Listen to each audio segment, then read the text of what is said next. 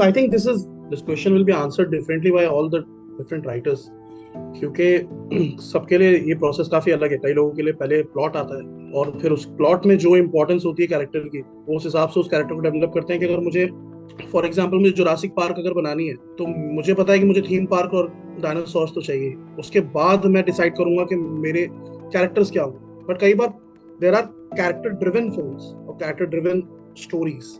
Like for example, in Hostel Days or in Pictures, it was very clear that the show is about hostel or about entrepreneurship. And उसमें फिर जो मुझे लगता है personally, मैं जो भी किसी कैरेक्टर पे काम करता हूँ, जैसे हम जो नए शोज डेवलप कर रहे हैं, उसमें of course in every character there is a resemblance of the writer himself और herself.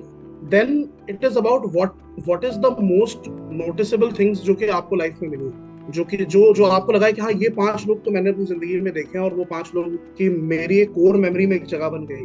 And I think the world should know about these people. So जो कैरेक्टर्स आपके नजदीक होते हैं, आप उनके बारे में जरूर लिखते हैं, या और ऑल्सो जिनके बारे में आप ज्यादा से ज्यादा जानते हैं. Because the one bad thing you can do about with the character is not know the writer himself. If does not know the character completely, then it always shows in the screen.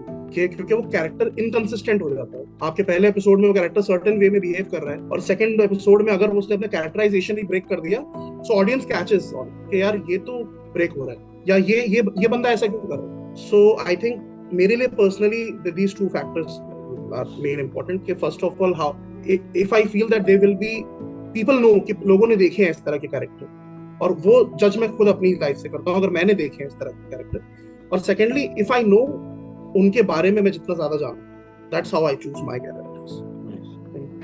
कि हर चीज के शायद 3 part होते हैं, कि should start with the arts of it, you should learn the science of it, and the commerce follows. ऐसा मेरे को लगता है. तो मैं ना 2 में अगर डिवाइड करता हूँ कैरेक्टर्स आर्ट वाइज. जैसा तला ने बताया कि they should be real, they should not be out of कुछ whimsical. वो भी हो सकता है, you can imagine them, but to give them legs ना, you should have a first hand experience, और या किसी से second hand सुना हुआ experience होना चाहिए, that they have some existence in this universe.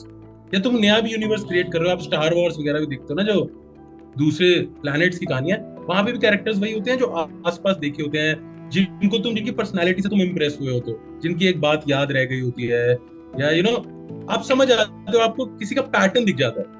तो एज क्रिएटर तुम्हारी सबसे इंपॉर्टेंट चीज होती है ऑब्जर्वेशन, योर एंटेनास, की अपना रोज एक बंदे को देखते हो और आपको देख के लगता है यार जब भी मैं तो ये बात बोलता हूँ ना, तू ऐसा रिएक्शन देता है. तो more than just observing someone, कभी कभार एक पैटर्न अपने आप ब्रेन में रजिस्टर होने लग जाता है. तो that's how you select characters. कि यार मैंने ये कैरेक्टर देखा हुआ है, मेरे को इसकी स्माइल पता है, मेरे को इसकी 5 चीजों पे रिएक्शन पता है. तो when I put it on the paper ना, it will have its legs on itself. ये अपने आप चलेगा.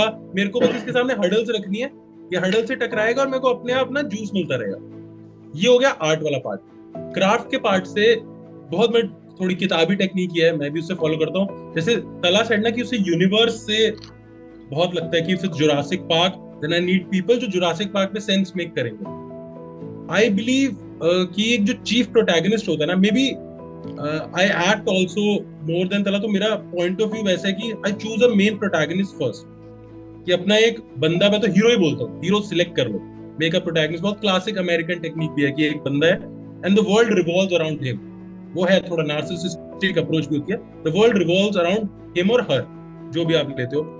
अब क्या करना है, मेरे को उसके आसपास की दुनिया में कैरेक्टर बनाना है. तो मैं एक ओपोनेंट डालूंगा, कि एक विलन डालूंगा, कि यार जो ये बंदा एक्स से वाई पॉइंट जाना चाहता है ना, तो इसके बीच में ये बंदा हर पॉइंट पर अड़ंगे डालता है. जैसे मेरे को अब यूपीएससी पास करनी है, तो मैं एक ऐसा डिस्ट्रैक्शन डाल दूंगा कि यार, कि मतलब एक दोस्त है जो पॉन दिखाता रहता है, उसे रोज से डिस्ट्रैक्ट करता रहता है, रोज को उस मकसद तक पहुंचने नहीं देता.